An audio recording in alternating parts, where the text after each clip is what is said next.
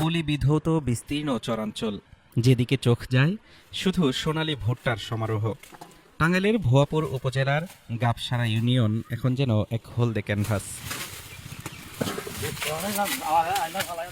বছর জুড়ে যে প্রতীক্ষা তার ফসল ঘরে তুলতে এখন দম ফেলার ফুসরত নেই কৃষকদের। গাবসারার প্রতিটি মাঠে এখন চলছে ভুট্টা কাটার মহোৎসব।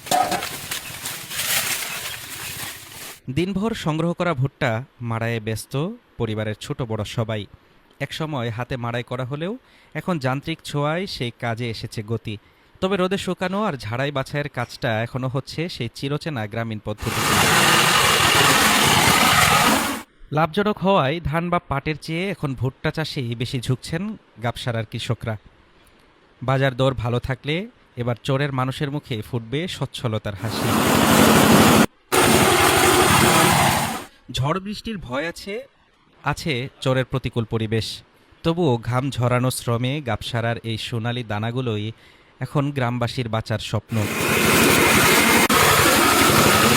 যমুনার দুর্গম এই চরাঞ্চলে আধুনিক চাষাবাদ এবং সরকারি সহযোগিতা ঠিকঠাক পৌঁছালে গাবসারার মতো চরাঞ্চলগুলো হয়ে উঠতে পারে দেশের ভুট্টার অন্যতম প্রধান যোগানদাতা।